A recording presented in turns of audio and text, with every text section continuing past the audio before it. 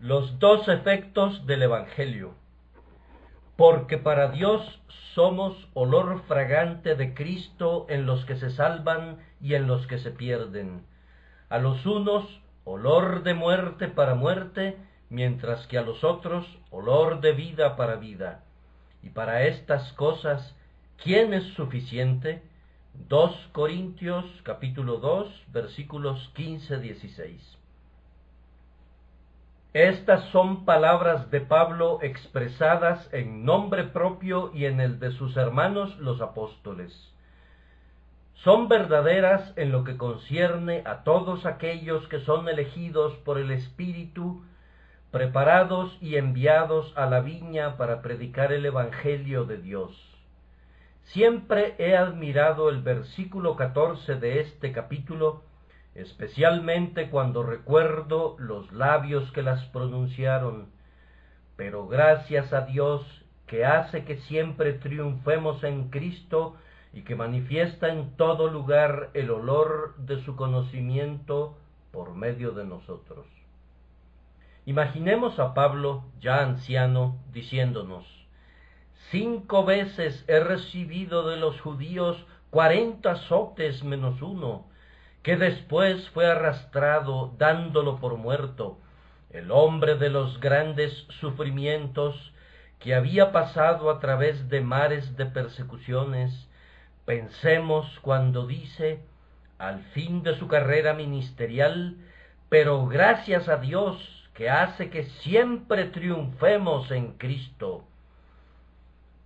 Triunfar cuando se ha naufragado, triunfar a pesar de haber sido flagelado, triunfar habiendo sido torturado, triunfar al ser apedreado, triunfar en medio de la burla del mundo, triunfar al ser expulsado de una ciudad y haber tenido que sacudir el polvo de sus pies, triunfar en todo momento en Cristo Jesús.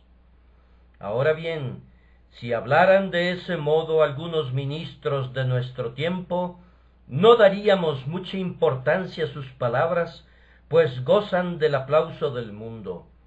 Siempre pueden irse en paz a sus casas. Tienen creyentes que los admiran y no tienen enemigos declarados. Contra ellos ni siquiera un perro mueve su lengua, todo es seguro y placentero. Si dicen, pero gracias a Dios que hace que siempre triunfemos en Cristo, no nos conmueven. Pero si lo dice alguien como Pablo, tan pisoteado, tan torturado y tan afligido, podemos considerarlo un héroe.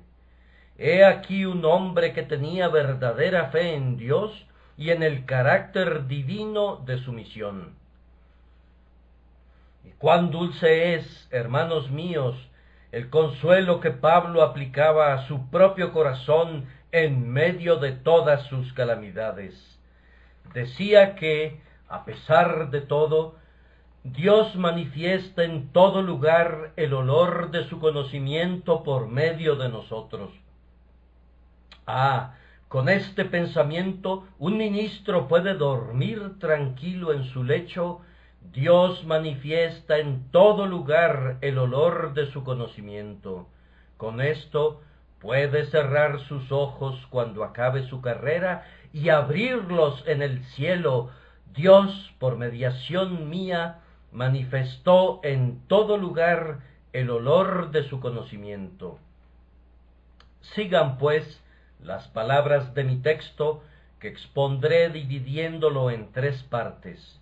Nuestra primera observación será que, aunque el Evangelio es un buen olor en todo lugar, produce sin embargo diferentes efectos en diferentes personas. A los unos olor de muerte para muerte, mientras que a los otros olor de vida para vida. Nuestra segunda observación será que los ministros del Evangelio no son responsables de su éxito, porque dice, para Dios somos olor fragante de Cristo en los que se salvan y en los que se pierden. Y en tercer lugar, la carga del ministro del Evangelio no es ligera. Su deber es algo muy agobiante. El apóstol mismo dijo: «Y para estas cosas, ¿quién es suficiente?». Nuestra primera observación es que el Evangelio produce diferentes efectos.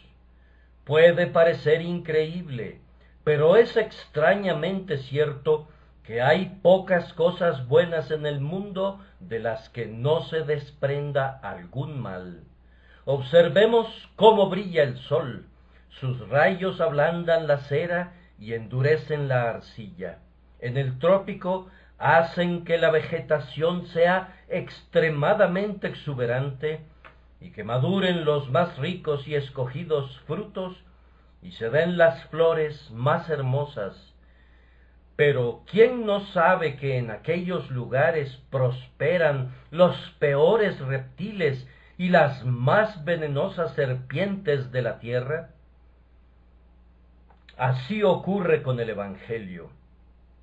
Aunque es el sol de justicia para el mundo, aunque es el mejor regalo de Dios, y nada puede ser comparado a la inmensidad de beneficios que concede a la raza humana, a pesar de todo, debemos confesar que, a veces, es olor de muerte para muerte, pero no debemos culpar de ello al Evangelio.